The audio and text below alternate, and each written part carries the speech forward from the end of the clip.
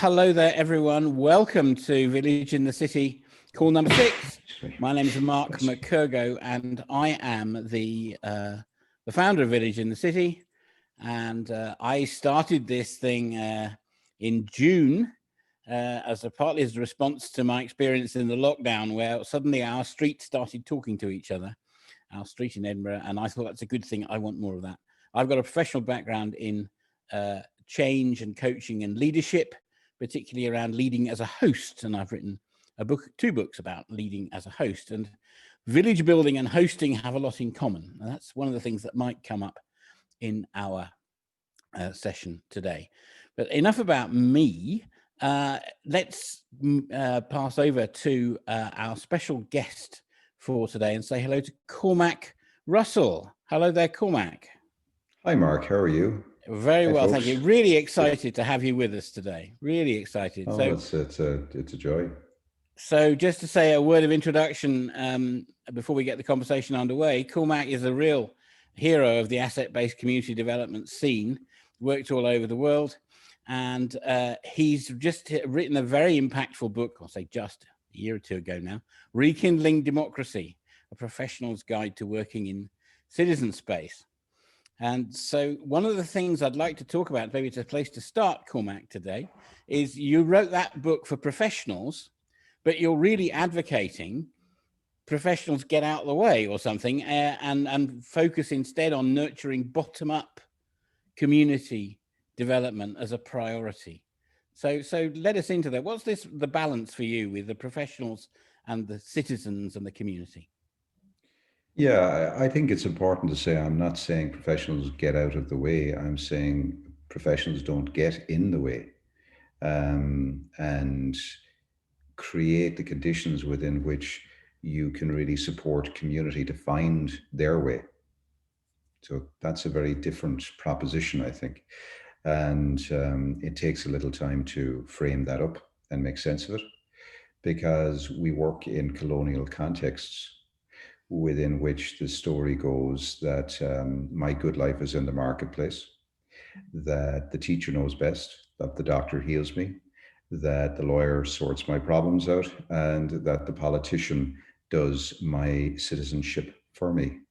And I think anybody who's paying any degree of attention to what's going on in the world might say, "'Tain't so." So I think there is a role for professionals, and like all good roles, it can go either way. So we have to show up and pay attention. So the book is really, I think, an opportunity for professionals who want to pivot from providing services solely to precipitating citizenship and community building primarily with services as a supplementary piece by invitation. So there's a lot of nuance to that. These are easy words to say. But to actually cultivate practices and to build institutional structures that don't eclipse people's power is an art form, because any intelligent fool can build a big institution or provide statutory services, but it takes a bit of a radical to go the other way. Absolutely. So here at Village in the City, we're very keen to support bottom-up community building in all sorts of forms.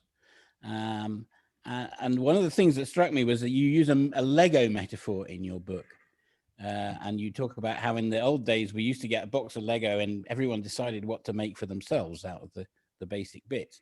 And then there was a kind of change where people started to get Lego sets, which were supposed to make something.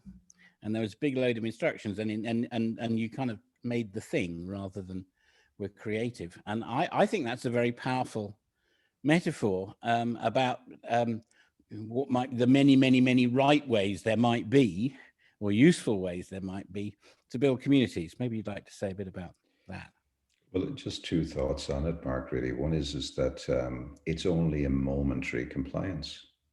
Right, so I have 5 boys, and I've noticed, between the ages of 26 and 8, and typically speaking, the 26-year-old and 3-year-old, I think, got away with the here's the worthy outcome that you must build. The younger ones, our 8-year-old twins and 10-year-old, they get the sets, and they yearn for them like most kids at this time of the year, and hope Santa will bring them and so forth. And then they comply and they build according to the instruction manual, and that's done. And sometimes it takes them a few days, and then they break it all apart, and it all gets assembled into the mess that is, the plastic of Lego, and then they start to create. So I suspect what happens is that there is a kind of a momentary compliance, but eventually people get quite bored of the command and control and the design and the worthy outcome and whatever. And they start doing their own thing. So they start moving from, let's see if we can comply with what people had in mind for us, and they start to create.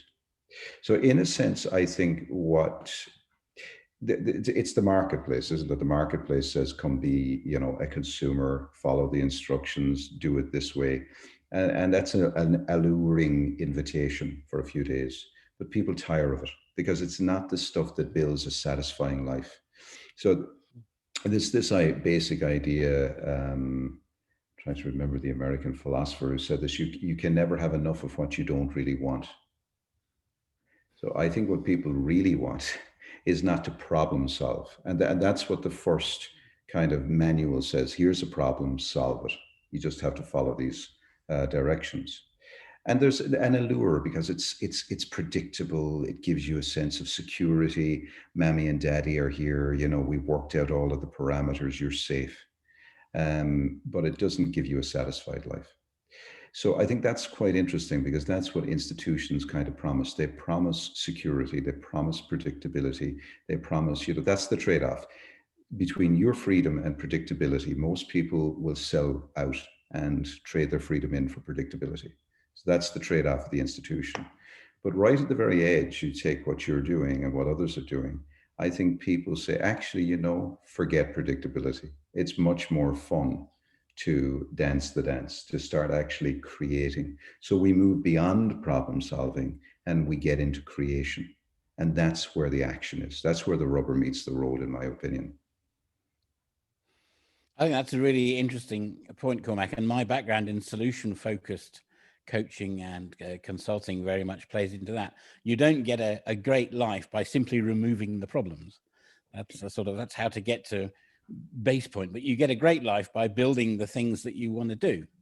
And so thinking about hopes and dreams and aspirations and what would make life better tends to be a much more fruitful line of engagement, we think for that. And absolutely, you mentioned also this idea of dancing the dance. I think that's a very powerful idea, the idea of small steps and the idea of do something, see what happens, do another thing. Not everything will work 100%, but that's life. This kind of step-by-step emergent work actually can provide a very, very satisfying way to go, I think. Absolutely. And it's lovely about Lego. I've often wondered if Lego would benefit from thinking about designing and creating things that convene people into hosting or co-creation of something. It'd be quite interesting to think about designing the process by which people come together and create together. There's a thought.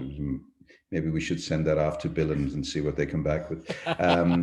But in the meantime, I do think it's just that lovely idea that outside, at the edge of empire, at the edge of the worthy outcome, the promise, predictable piece, there's just all of this disaggregated, disconnected stuff. You could call them assets.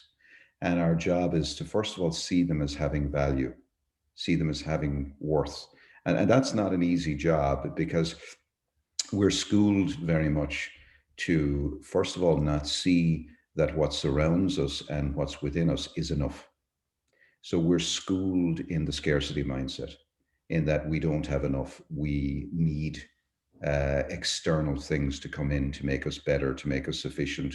And it's alluring because all things are alluring by virtue of the fact that they're partially true. It wouldn't be alluring if there wasn't some element of truth to it. Of course, we need things externally. So I like to go shopping the same as the next person, right? So there's truth in that. But that's not the same as saying that that will give you a full and satisfied life.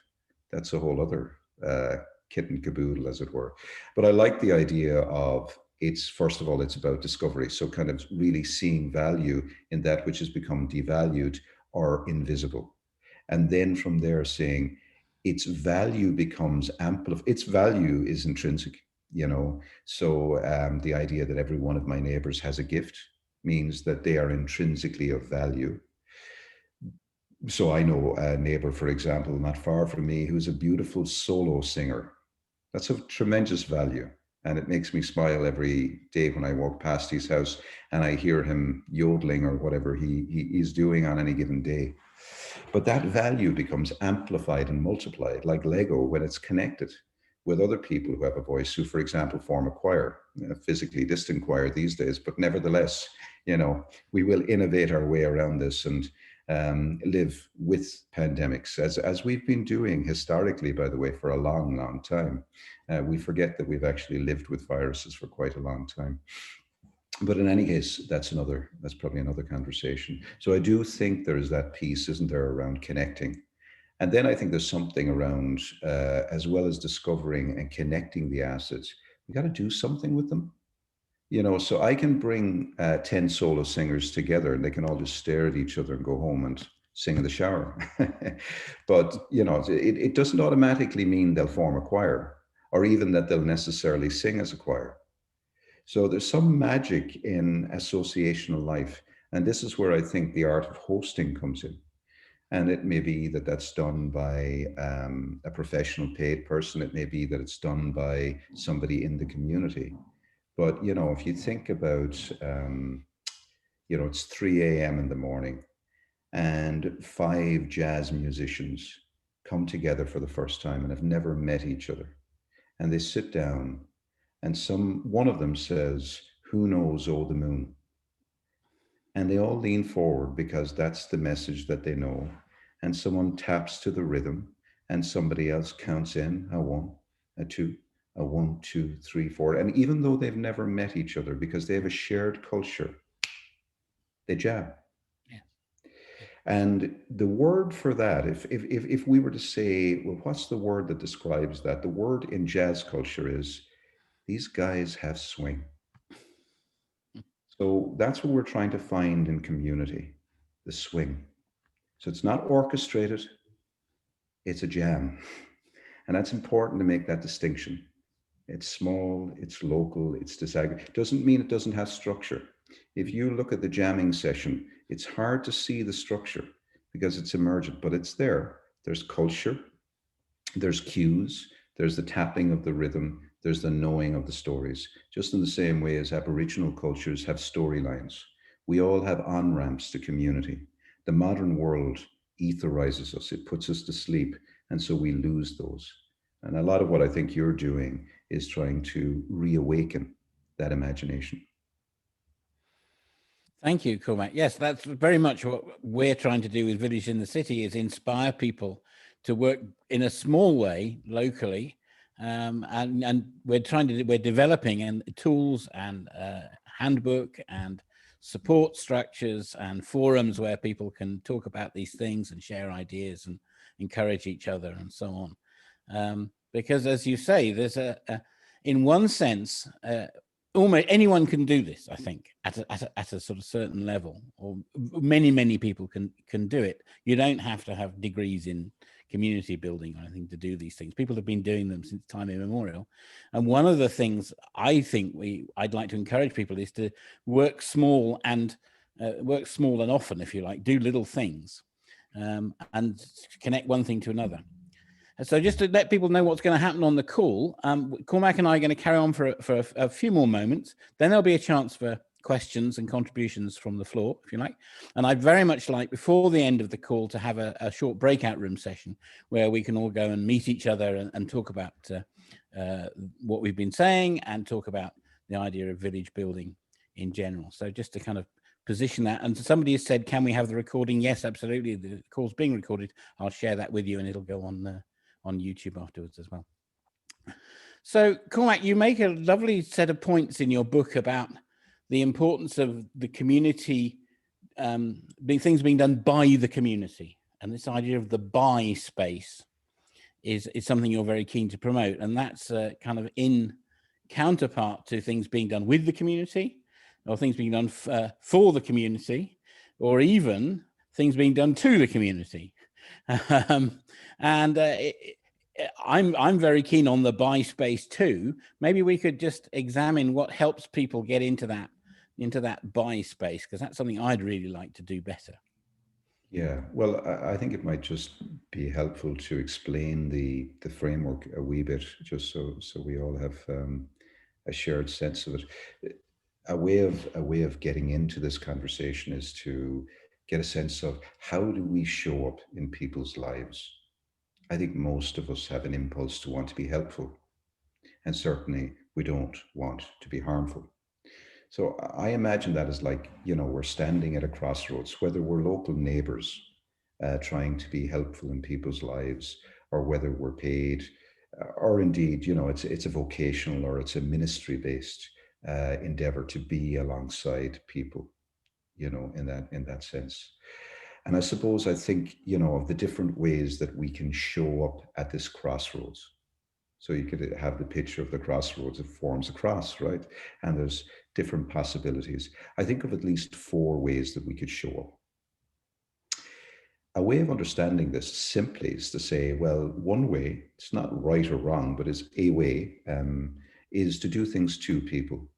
Now, the danger there is people would say, it was done to me without me. So it's that real sense of, I was a custodian of that person rather than an architect with that person there as a supplementary resource to my architecture. So I really had a sense of, this person had something in mind for me, and okay, they may have used great skill sets to get me to where they felt I needed to go, but it was they that determined the outcome, the result. So by the way, coaching, which I have great love and affection for, can be a tool. If the coach is working on trying to get somebody to an outcome, right? So just because you colonize with love in your heart doesn't make you any less colonial, right? So in any case, so 2, I mean, a lot of the old style education, the medical model was done to us, without us, essentially. The FUR, which is more kind of a charity-based model, is what's done for us, but again, without us. It's done to us, is more kind of top down, a bit more kind of rough around the edges. FUR feels more loving, and in some way, that's almost, it messes with our heads a bit more than the 2, because it feels less brutal. So we should be appreciative. It's for our own good. What are we complaining about? Aren't we lucky to get it? So there's that kind of sense of a charity model about it in the old style sense. Plenty of sympathy, but not a lot of empathy. Okay, I'm the sum of my problems, but thankfully there's a charitable soul coming to help me. The width is really interesting because it's being framed in Scotland and Poland and Canada and Australia, and I've tried to name all the different countries we have in the call, in lots of places, as the high watermark of progress in terms of helping. So I think there are numerous trainings and programs and whatnot saying, look, if you want to support people, you've got to be with them. So we have different words for that: co-production, co-design, co-evaluation, and so forth and so on, co-creation and whatnot. And look, the bottom line is, I'm saying, I don't think that's the high watermark. I think we're 2/3 of the way there. So, I give 3 out of 4 cheers for that.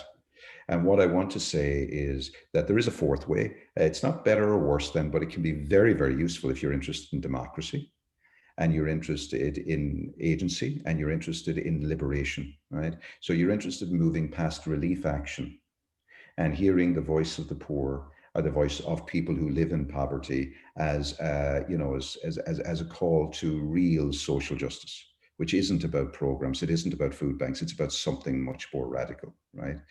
So in that sense, how does that come about? Well, I think that comes about when people are supported to organize, when people are supported to build, when people are supported to figure out what they have, and then from there figure out what else they need or want. And for me, that has to start with people beginning to figure out what they want to do by their agency, by their citizenship, with other people that we would call neighbors, not salaried strangers, near neighbors.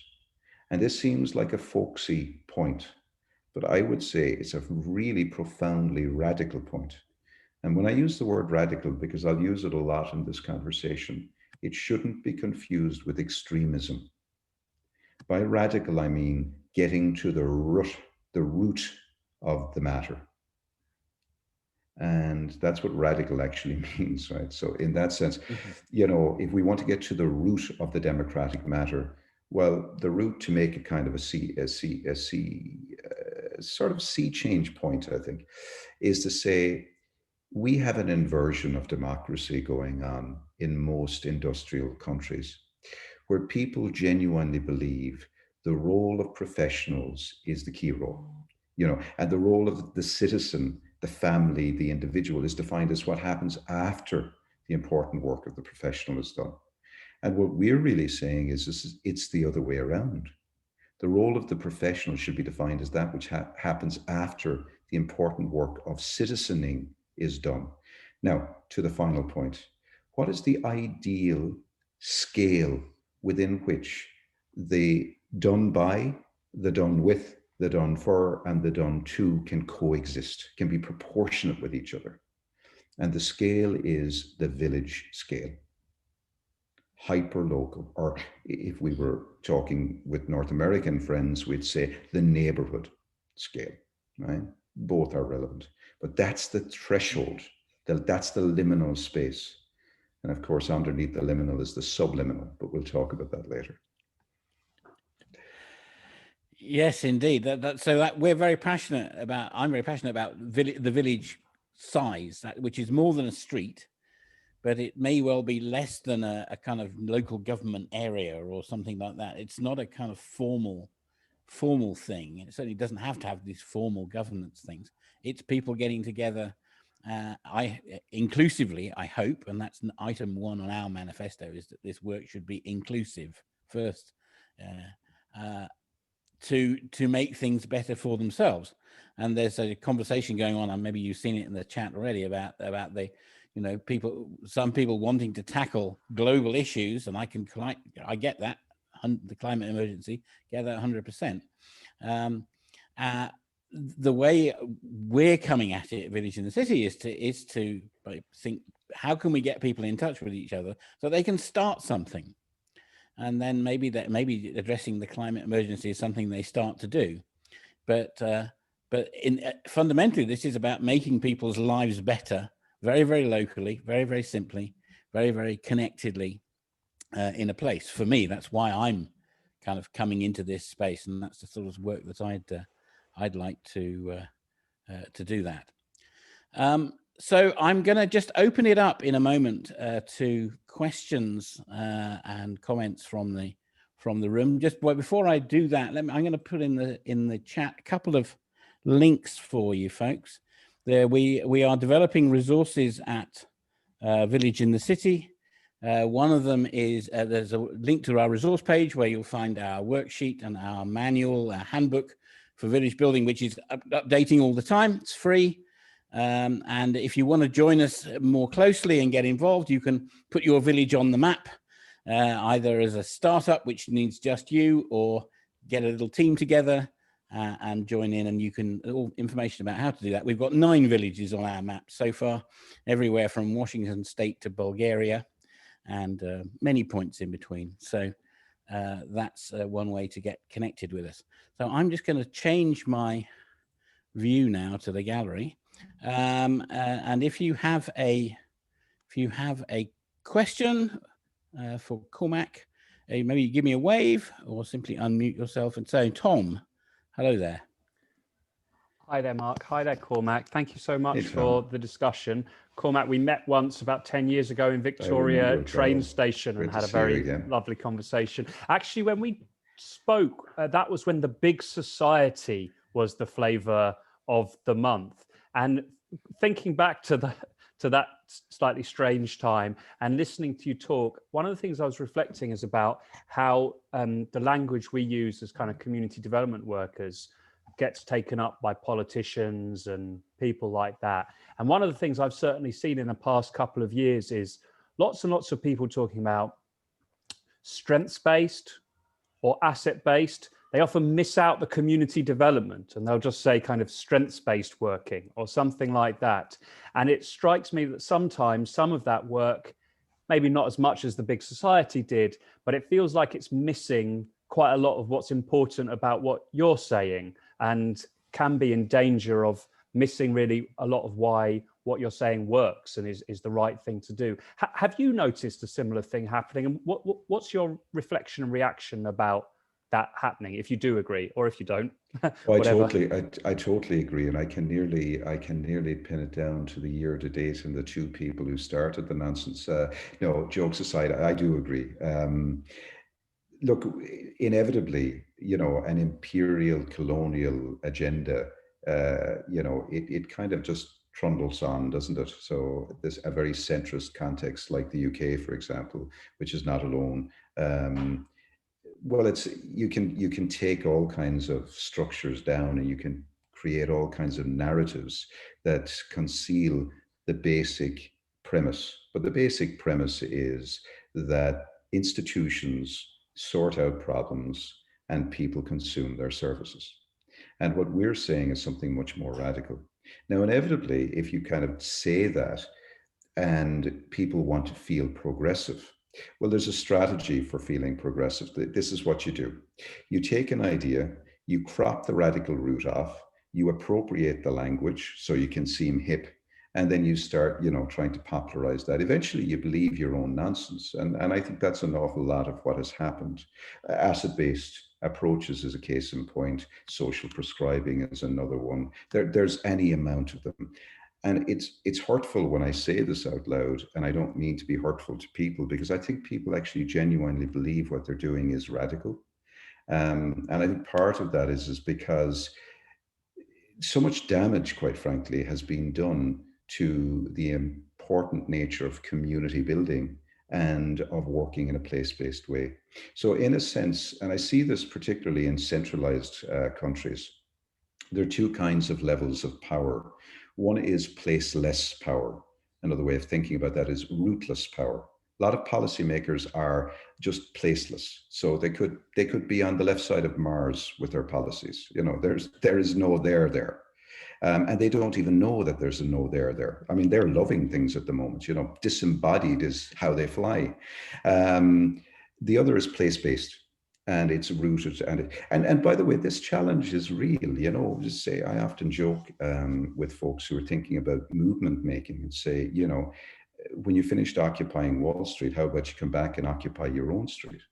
And there's something, we're all getting deeply reacquainted with the mundane at the moment. So being brought back by force to the local. And it's quite interesting, because I think that there has been a flight from the local, which is very much about fear of intimacy, actually, and fear of connection, So in all kinds of ways, strength-based and asset-based are a way of continuing, it seems to me, to say what we're going to do is we're going to help on a case-by-case individual basis. But instead of seeing social change as being about looking at what's wrong with people, to use my term, we're going to start with what's strong, but it's going to be on an individual basis. Now, the interesting thing about that, Tom, is as long as you do that, you can take somebody and you can turn them into a need. You can continue. So an awful lot of the asset-based stuff is just another program, I would say. It's another way of making money, effectively, of taking need and commodifying it. So the radical idea is that the community, an association of associations, holds the authority and the power. And just to a final point, this is where the big society narrative was so flawed, because it tried to invite us into a conversation that was about big government, small government, big community, small community, or they didn't even use the term community, it was society. And actually, the truth of the matter is that's a nonsense argument, because if I'm a farmer and Monsanto, for example, you know, in Nebraska is coming in and is destroying my land. I need a big government that will introduce policies that will actually stop that predatory behavior. So right there, I need big government. But if I'm trying to organize something like Mark and others on the call are trying to organize, what I need is I need as much space to do that as possible. So it's about proportionality, not scale. It's not about big or small. And I think you could spend years, I think a decade, for example, talking in that narrative rather than actually getting on with doing the work in the community. Thanks, Cormac. Richard in Poland, in Krakow, has your hand up. Hello, Richard. Hello, everyone. Thank you very much, Cormac. Greetings from Poland. Poles feel like victims of imperialism, and so there's an identification there. I bought your book while you were speaking, so it's now downloaded to my Kindle thanks to Amazon's platform.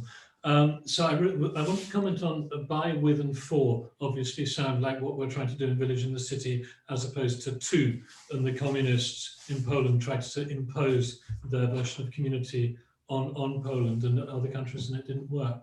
And I wanted to ask you about the role of how important it is to be voluntary when we think of resources that, you know, I've been involved in the TED and TEDx movement, and that's very much about voluntary association. You're not allowed to make money, you're not allowed to be paid.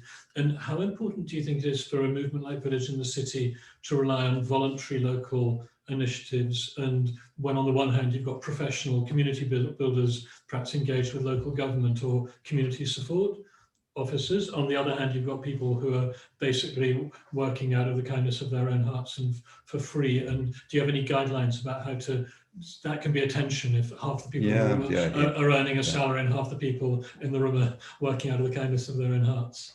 Yeah, it's a real tension. And I think what we can say is that there is no rule base or rule book that we can draw from, but here's some principles. And I think this will have to be unpacked in every context. And there could be some very painful conversations to be had, depending on how we value people. So I think the first thing to say is that largely what we're trying to create is a culture of care. Okay. And I think that culture of care, not just for human species, because we all know now, I think that overemphasizing one species on the planet is in no species interest. But in any case, in trying to create a culture of care in a place, for the place and for the people and with the people, I think it's really important that the motivators, if you like, or the things that sort of say, here's why you might want to contribute your gifts, shouldn't be extrinsic. They shouldn't be based on something that is not going to be sustainable. So, for example, you could take a grotesque version of this. I'm sitting at the table, hopefully, a little after 5, and I say to one of my kids, pass me the salt. And my child says, sure, but it'll cost you 50 cents. That's a grotesque version of family life, right? Now you might say, well, you know, I'm asking you to do it voluntarily. So what's the moral why should I, Papa? You know, I have to have an answer to that. I'm pretty clear on what the answer is. Now, to me, I don't think that's a terribly different conversation to a conversation that I might have at community scale.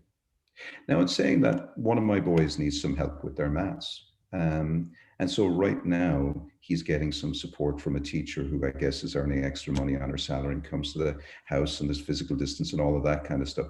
But essentially, we're paying her to help him with his maths. And so there are these kinds of funny lines we have to negotiate. So for example, there are some neighborhoods that we're working in where a community builder who's doing asset-based community development is paid. And you might say, in fact, we have one or two on the call. Sarah McPhee is on the call, who's a community builder from in the Strathcarron area, Killen. He said, well, why do you get paid? I said, well, one of the reasons that we get paid is because what we're trying to do is we're trying to support, we're not the ship's captain, but we are very skilled in ship building. We know how to be alongside communities that may be fractured, that may have sent the stranger to the edge, or even worse, exiled people to congregated care settings right in the middle of a pandemic and so on. So communities are not sort of idyllic, fluffy, woolly, lovely places. There could be lots of complexity in communities. And so if I was to say, well, let's just volunteer ourselves out of all of the issues that we have, and let's cross our fingers on the homeless issues and, you know, the domestic violence and stuff like that, I'm not sure how credible a voice I would be in this space. And I'm not sure how well I'd sleep at night, because my experience suggests to me that just because we don't value it, that there isn't an important set of craft and skill that is brought to the art of convening and hosting and working through and resolving some real traumas and some real complexities in bringing people into community life. And of course, we know community is a verb, not a noun. So we're inviting people to do community, to live into community, okay?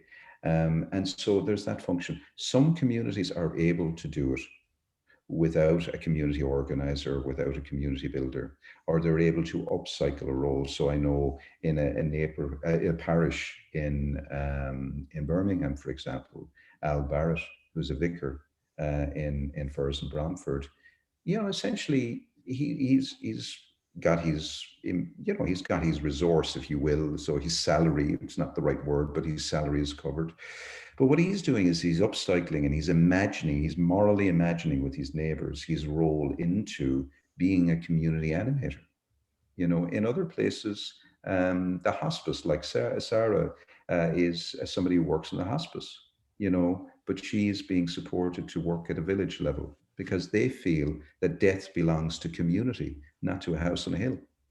You see? So this is very complex, but that's part of the fun of this. Now, what worries me is when somebody rather simplistically in my mind says, well, if you're asking volunteers to do something that other people get paid for, you're devaluing the volunteer. The implication of this is that the only way to value people is to pay them.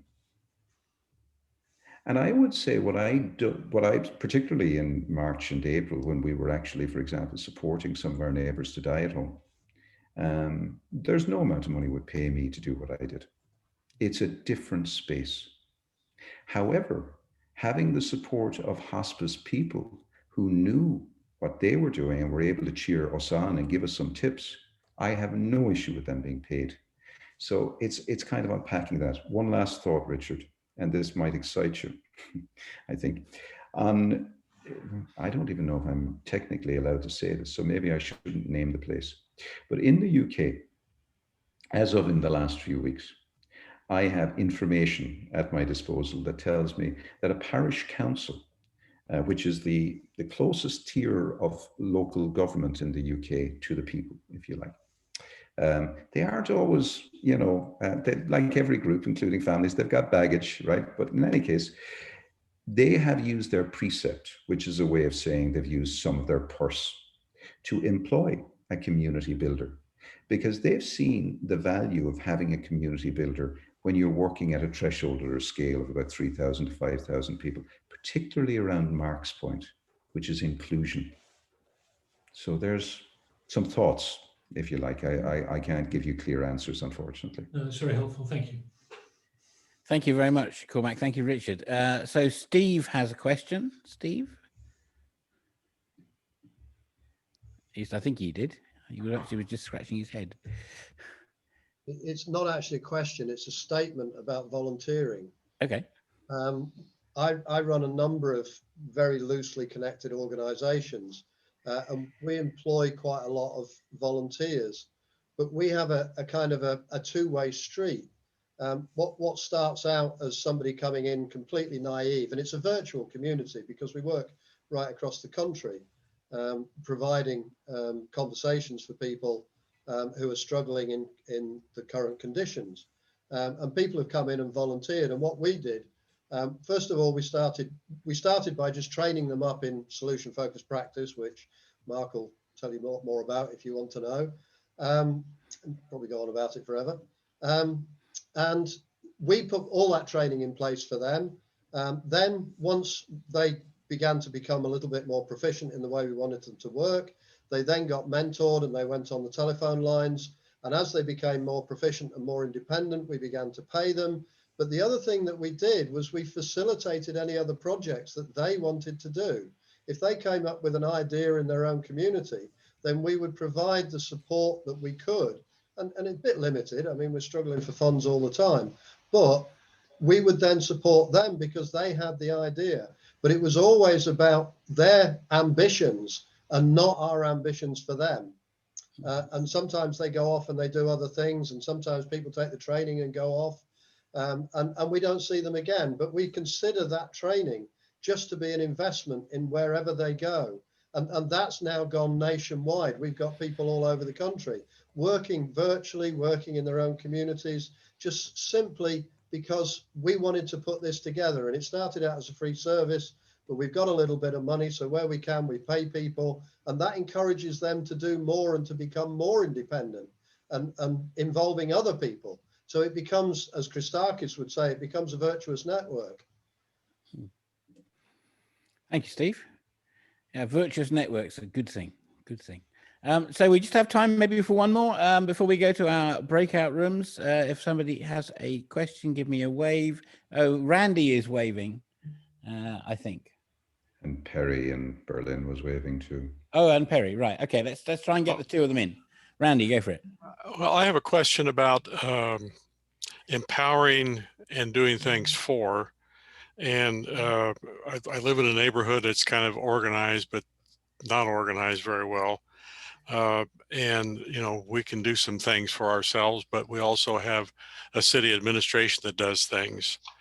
And you might put it as, you know, do you police things through vigilante operations, or do you bring in the police force?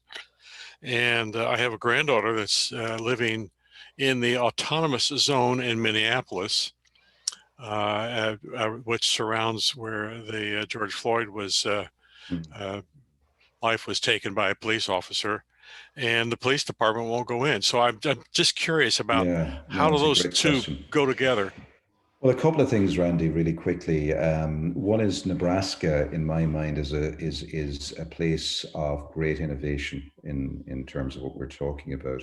And I would look to the Nebraska Community Foundation as an example of precipitation as against the provision of a service. So what they're doing is they're using money in a really creative way to precipitate particularly small town living. You know, Nebraska is interesting in the sense of across the arc of 50 years, it is possible that your biggest export could be your young people. So, you know, there's something, and this is true in many areas, there's something about recognizing that and saying, well, how do we actually create towns and create neighborhoods where young people will want to stay? And, you know, that's about economics as well as, you know, a nice place to live. So there's just a thought on that. I would commend the Nebraska Community Foundation to your attention if you're not already familiar with it. You will get great rewards. Yeah, I know Jeff Yost pretty well. You know Jeff, great. The other thing I wanted to speak to was, because you've raised it, is some learnings which are ongoing and unfolding around the tragic death of George Floyd, and I suppose to the point around police killings. And to an extent, the narrative that's kind of emerging through the stewardship and the good efforts, the well-intended efforts of Black Lives Matters and other activists. And I think this is really interesting, and it's in no way to criticize anybody, but just to make an observation that the defund police narrative that's going on in the US at the moment is really, really interesting. Because if you look at it very closely, I think what we'll see happen in a lot of progressive cities is some monies will be taken from police enforcement. But where will it go? The likelihood is it will actually go to another institution, most likely mental health institutions. So instead of, and I don't mean to be glib here, but instead of, you know, incarcerating or shooting people, we incarcerate and shoot them with something else. You know, the psychiatric services in many respects are great, but in some respects they're just downright awful. You know, when measured against quality of life and liberty, there's some real issues and some real reform is required. Now, let's just say for a moment, enforcement is necessary and psychiatric services are sometimes necessary. What we're saying is, let's not pick a fight with the police or with psychiatric services. We're not going to win anyway. But if we're saying defund the police, what are we saying the alternative is? Is the alternative another institution and that's it, full stop? Well, I think what we're saying is there is another alternative. It's called the community alternative. Now, what does that look like? What's the community alternative to incarceration? So we're not just building the village or building the neighborhood so we can all hold hands and sing Kumbaya into the sunset post-COVID. So what are we doing? And I think what we're actually doing is we're trying to build a movement towards social justice, as well as trying to obviously build something that does create mutual aid and does create a sense of care. And by the way, the piece around volunteerism and voluntary, offerings and so forth, I think that's fine. But there's something really rich about considering what care is. Because care is the freely given gift of the heart, one person to another. You can't buy it, you can't sell it, you can't manage it, and you can't curricularize it. And that's the nature of humans. Now, how do we do that best? By building community. And that's not the same as building an institution.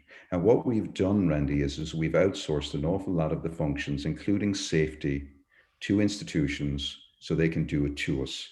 And we no longer believe we can do some of that stuff by itself. And it gets really interesting because quite quickly it gets pathologized when we say, let's do stuff together. So immediately you get teased. You say, oh, what, you're going to be a vigilante group? You see, you can nearly hear the tone. You say, no, actually. 85% of what creates safety in the neighborhood is created by people getting to know each other by first name and doing things together that has nothing to do with policing or safety. It's just about fun or connection. But that also creates well-being dividends. It creates mental health dividends and so on. So it's about really pulling back the language and not being teased off the field of play. What I'm hearing you say, just very quickly, is a neighborhood watch where people look out for one another is a good supplement to police. We don't need to have a police car drive down our street every hour to make sure everything's all right. We look out for each other, but when we have serious needs is when we call the police in. Right. So the police are a supplement to the neighborhood, not the other way around. Okay, so the neighborhood watch, hopefully it's not the valley of the squinting windows that we're actually doing stuff and falling in love with each other, not just watching each other. But, that a watched neighborhood and a cared for neighborhood tends to be a safer place. But there are times when crime happens and some crimes require police attendance. Look, here's an axiom that I think you could take to the bank. When you focus on crime, you end up with police as the key actors. When you focus on safety, you end up with community as the key actors.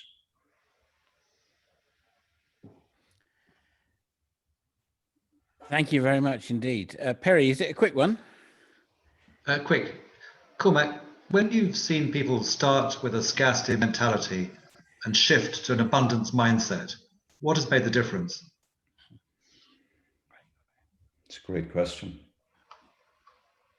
I remember once being in Doncaster, and we were at a day which was essentially about recovery.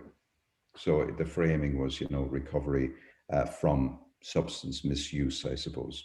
I always like to reframe that as discovery rather than recovery, but in any case, that's how it was framed. And near the end of the day, somebody stood up and they said, I've been clean for 9 months. And everybody clapped. And I didn't, which caused alarm because I was at the front of the room. And I suppose I was supposed to be modeling these things. And I said, well, let's just start with understanding one thing very clearly first. You were never dirty. So that's the shift into the abundance mindset. So I think the key piece, the key turn is when I believe I am enough. When I believe I have a gift to contribute. And then I think the next piece is when I believe I live in a place where others are prepared to receive that gift. Now, if you think about this culturally, by the way, this is not a radically new thought. So in Western Africa, the word genius comes from genii, which is this idea that we send our adolescent children off to through rites of passage, which I think is a good way of understanding what we've been through over the last 10 months. It's like a rite of passage in that there are 3 stages. There's separation, there's trial, and there's return. That's what a rite of passage is. And I think an awful lot of coaching, when it's done well, or, hosting, is a rite of passage in a sense. But so too has been an awful lot of the transition away from scarcity into abundance. What's a rite of passage? You go to discover you have something worth contributing, not just to your own self-interest or the marketplace, but to the well-being of your community. Umuntu, I am I because we are we. And that's the piece. Once I get that I have a gift to give and that gift is received, all is well. So it's that piece around, Perry, you are enough. You have a gift. We need it. We can't be whole without it. Where have you been all our lives? And at that moment, we lift off the label that obscures the gift. And at that moment, we say, you cannot be defined out of our community into an institution because we can't do without you. And that's the radical act of liberation. Thank you very much, Cormac. Thank you, Perry. Great question. Great question. Now, folks, we're coming towards the end of our hour. I would, however, really like to offer you the chance to talk about this in smaller groups. So we're going to move now to a breakout section of about 7 or 8 minutes. I get that some people may need to go. If you do, thank you for coming. I've just put in the chat details of our January call, which will be with Jenny Bimpson of the Chatty Cafe project, who has very nice, very practical things to share with us. So that's 13th of January, usual time, 4 o'clock, links in the chat, and I'll send it to you with the link to the recording. So I'm gonna, if you need to dive off, thank you for coming. If you'd like to stay around and talk for a few moments, and I really hope that you would, then let's dive into some smaller groups here. Welcome back, everybody. Thank you so much for having a chat in the breakout rooms there. We're going to wind up the formality, the formal part of the call now, and Cormac's just got a few things to say in conclusion, but then I'm happy to sit around and have a chat about Village in the City and anything else that anyone wants to talk about for a while after that. So, Cormac, just a few words in closing, please. Well, just a few thoughts, and there's lots of people on the call I recognize, so there's lots of great stuff happening in the UK around neighborhood movements. This idea that the neighborhood or the village is the scale of change, not the individual or the institution. Is that the same as saying institutions are bad or individuals are bad? No. I think it's a great way, if you want to resist this idea, it's a great way of kind of taking your ball and leaving the playground, but it's not actually based on anything other than irritation. Now, a more, I think, kindly way of interpreting what we're saying is to say it's not about either or, it's not about institutions or community. It's about right relationship. When I work in Canada, and we have some folks, I think, from Canada with elders, Indigenous elders will greet me with the expression, all my relations, past, present, future, to the land, to the people, to what is to come. It's a pretty big expression, as opposed to hello. So I think what they're reminding us is that we have to be in right relationship. And that's a huge invitation. So institutions, I think, by their very nature, are a huge resource. Professionalism, expertise has got a lot to offer. And it's about trying to make sure that it's proportionate. So one of the ways that I'd like to just finish today is to say, I think about it like a 3-lane highway. I call it the Golden Highway, all right, where there's this whole set of things. And I think about this in relation to C-19 as well, COVID-19. There's a whole set of things actually that locally we can do. I was on to some folks this morning in Bristol in the community of Knoll, where there was a massive spike of COVID-19 the last few weeks. It was local communities sitting together, physically distant albeit, who talked this issue through. That's what brought the numbers down. History will actually, I think, recognize that one of the things that will enable us best to deal with C-19 is physical distancing. It's organizing and participating ourselves at community level to live with this virus until it's safe to create an alternative future. Now that means that there's a whole lane where communities, near neighbors, can do some really radical and important things. on their own without help. It's not even co-produced. There's a second lane where there's a whole set of things that actually we need outside help to do.